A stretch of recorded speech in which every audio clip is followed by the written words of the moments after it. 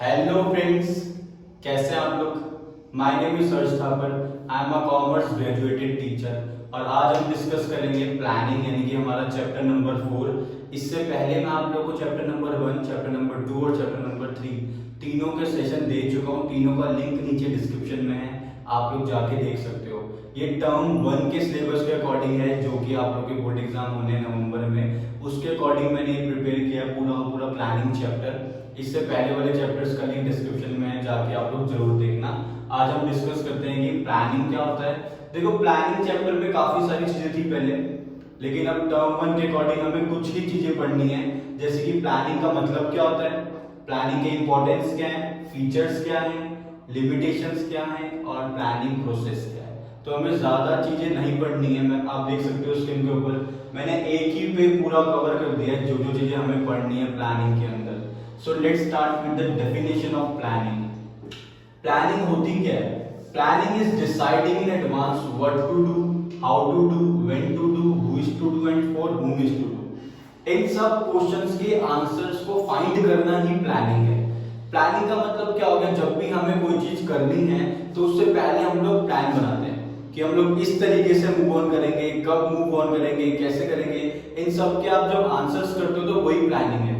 हम लोग school trips हो गई या कोई भी फंक्शन हो गया, पिकनिक हो गए, सब चीजों के लिए हम लोग प्लानिंग करके चलते हैं। तो वैसे ही बिजनेस के अंदर भी प्लानिंग होती है।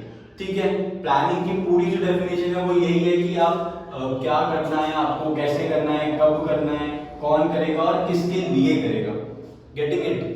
आई बात समझ कि प्लान्स किस तरीके से काम आते हैं, प्लानिंग होती क्या है। आपने देखा होगा कि हम लोग बहुत सारी चीजों के लिए प्लानिंग करके चलते हैं, हर एक चीज के लिए इवन हम लोग प्लान करके चलते हैं पहले से ही।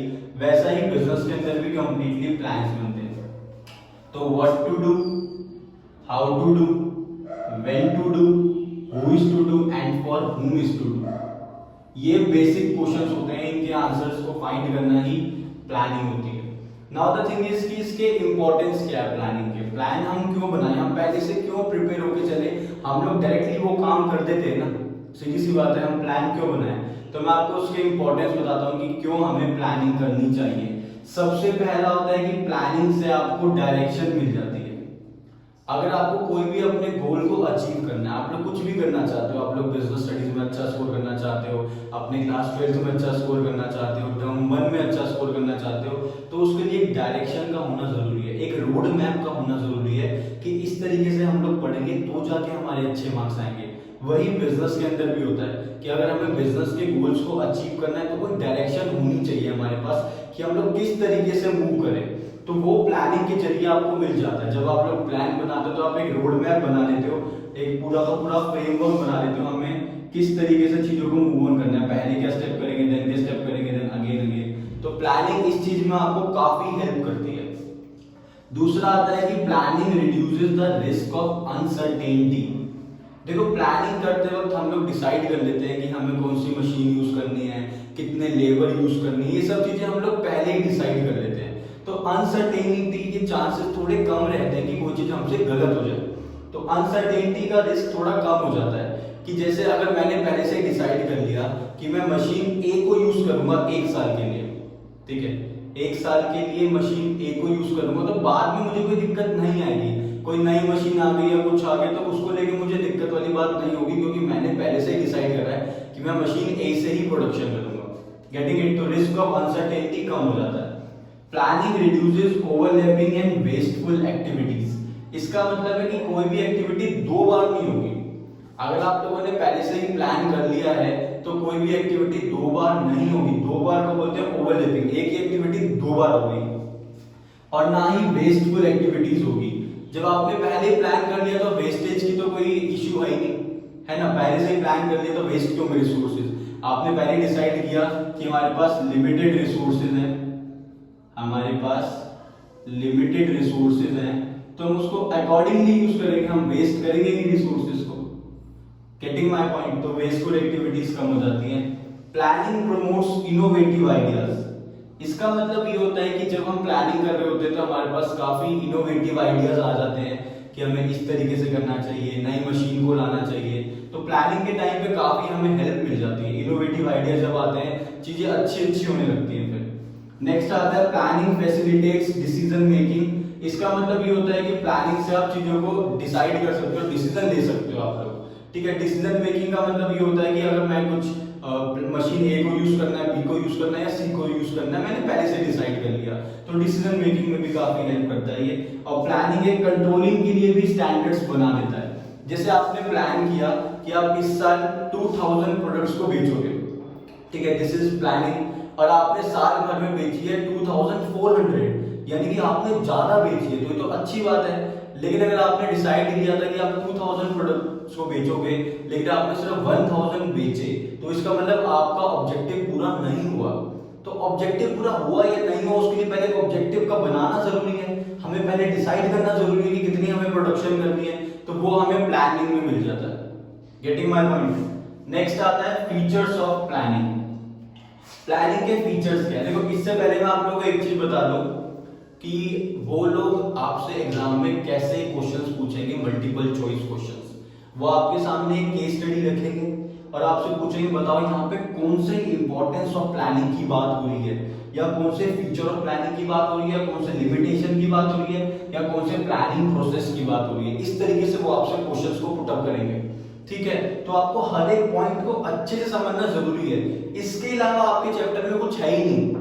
तो अगर आपने ये समझ लिया, इन शॉर्ट आपका बिजनेस स्टडीज का चैप्टर 4 पूरा हो चुका है, कहीं और से करने की जरूरत आपको नहीं पड़ेगी।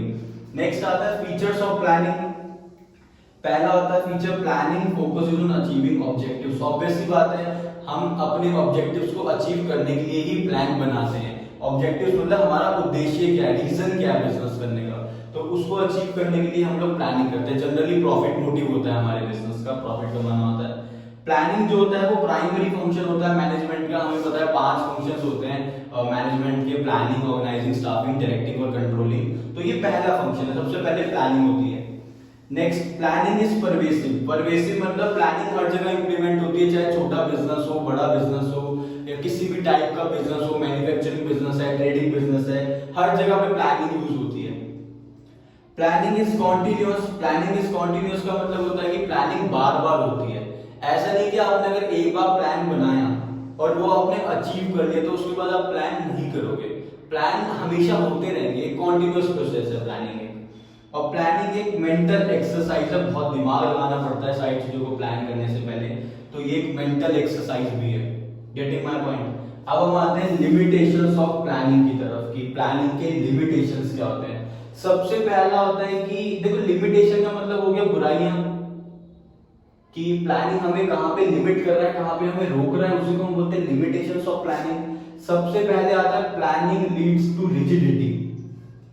Sir, planning leads to rigidity का मतलब क्या होता है कि जो प्लानिंग है वो रिजिड कर देते हैं आपको। रिजिड मतलब फिक्स कर देते हैं आपको, आप बदल नहीं सकते अपनी चॉइस को। जैसे आपने साल के शुरू में सोचा कि आप मशीन ए को यूज करोगे, तो आपको साल भर में मशीन ए ही यूज करनी पड़ेगी, आप मशीन बी और सी को यूज नहीं कर सकते, जबकि वो आपको बेटर प्रोडक्शन दे सकती है। स्टिल आप मशीन ए को यूज कर रहे हो, तो ये प्लानिंग की वजह से होता है कि आप रुक जाते हो जगह पे, रिजिड हो जाते हो। Planning may not work in dynamic environment. Dynamic environment में तो वैसे भी प्लानिंग काम आता ही नहीं है। डायनामिक एनवायरनमेंट मतलब जो चेंज होता रहता है। अब जो चीज चेंज होती जा रही है, तो उसके लिए प्लान आपके कैसे ही काम आएंगे, सोचो। अब जो चीज बार बार बदल रही है, तो आप प्लानिंग नहीं कर सकते उस जगह पे, बहुत मुश्किल हो जाएगा आपके लिए।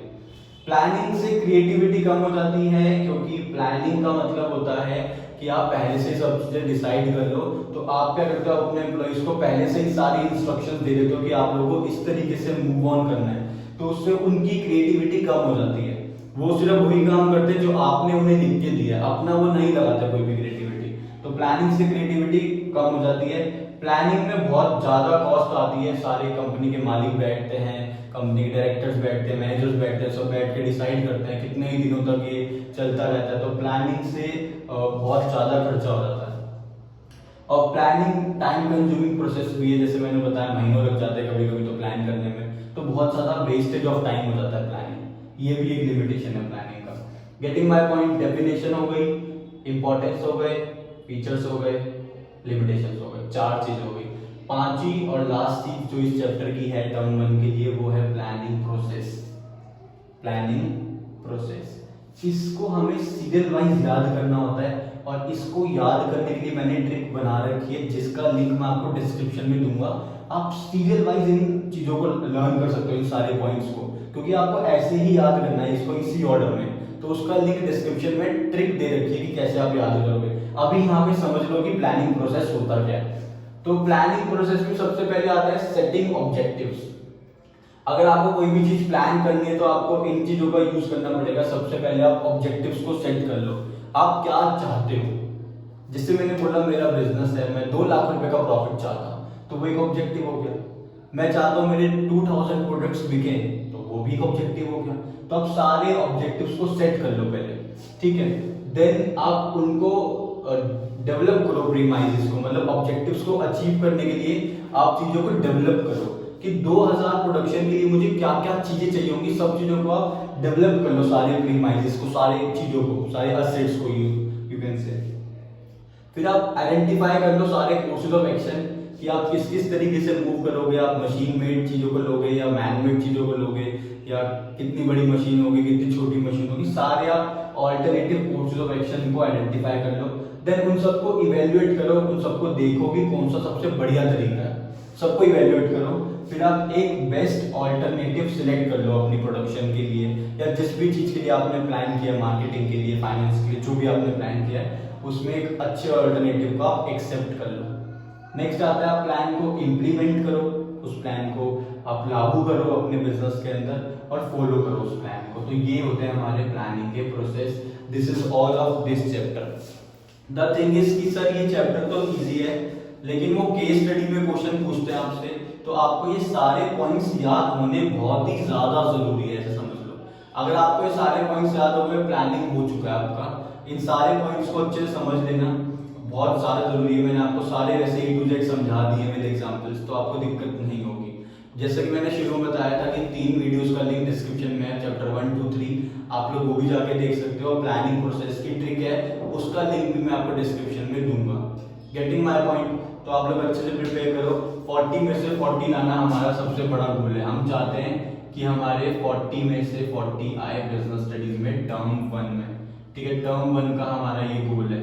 मैं चाहता हूँ कि आप लोग के 40 में से 40 आए, और आ सकते हैं अगर आप रेगुलरली ये चीजों को देखोगे। ज्यादा चैप्टर है भी नहीं, 6 चैप्टर आ रहे हैं आपके टर्म 1 में, तो आपके डेफिनेटली 40 में से 40 आएंगे। एक बार ये रिवीजन हो जाए, देन मैं आपको एमसीक्यूज भी कराऊंगा इसके ऊपर, और केस बेस्ड क्वेश्चन भी कराऊंगा। पूरी बिजनेस स्टडीज का कंप्लीट सेशन मैं आपको यहाँ पे दे दूंगा। अगर आप लोग चैनल पे नए हो तो आप लोग चैनल को सब्सक्राइब कर सकते हो और साथ में लगे बेल आइकन को प्रेस कर सकते हो, ताकि लेटेस्ट वीडियोस और अपडेट्स आप लोगों से पहले मिलती रहे। Thank you.